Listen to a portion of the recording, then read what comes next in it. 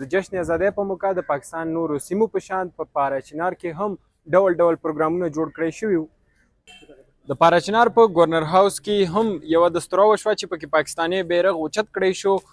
په دغه پروګرام کې قبایلي مشرانو، طالب علمانو او د ژوند بېلابېله برخو سره تعلق لرونکو خلکو ګډون وکړو. د پولیس او د پوځ چارواکي هم په دغه موقع موجود وو.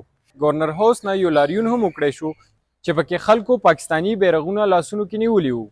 د کورمي ضلعې ډیپټي کمشنر فهد وزیر په دغه موقع شال نیوز ته وویل چې پاکستان ډیر قربانیو سره جوړ شوی دی او د دې حفاظت مونږ باندې فرض دی. دا 14 اګست یو ورځ نه ده، دا یو مقام دی چې کوم باندې نن مونږ ولاړ یو.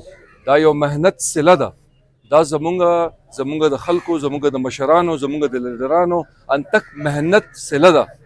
دا وطن چې جوړ شوی دی صرف دې دپاره نه جوړ چې نن مونږ صرف دلته پکې ودرېږو وګرځېږو، بلکې خپل کردار ادا کړو. کردار زمونږ هغه پکار دی چې زمونږ را روان وخت ماشومانو ته، ځوانانو ته او زمونږ ټول خاندانونو ته، زمونږ اهل علاقې ته، اهل وطن ته دا پته ولګي چې مونږ به دې وطن دپاره قرباني ورکوو، ورکړی هم دا او بیا به هم ورکوو. قبایلي مشران وایي چې پاکستان جوړېدو کې دوی ډېرې قربانۍ ورکړې دي او اوس هم دوی د پاکستان حفاظت لپاره هر قسم قربانۍ ته تیار دي. نن 14 اګست ورځ د پاکستان کې آب و خاص بناو کوي او په دې ټول خلک پوه دي. مو ورسره دی پاکستان آزادولو کې مو اکابرینو، مو مشرانو خون پسینه شامل دي. لوی قربانیو دا وروسته د بلک مرض وجود کې راغلی دی. نو موږ د خدای تعالی ډېر لوی شکرګزار یو چې داسې حسین ملک موږ ته په برخې نصیب شوی دی او موږ دې کې استوګنې قابلې کړي یو.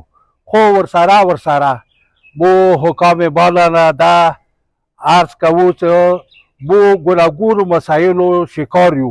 دغو مسایلو کې لکه مو خاص کر زه به وایم چې اکبر به جلسې لیارې باندې مو ته اکثر لیارو کې ډېر ګډوډ وي. نو حکام بالا نه مو دا دسبس عرض کوو، اپیل کوو چې دغو لیارو کلوولو کې د مو مسایلو ختمولو کې دوی پرپور کردار ادا کړي. په دغه موقع قبایلي مشرانو وویل چې دا ملک ډېرو مشکلاتو نه وروسته جوړ شوی دی، نو د دې حفاظت مونږ باندې فرض دی. د شال نیوز دپاره مصطفی خان، پاراچنار، ضلع کوروم.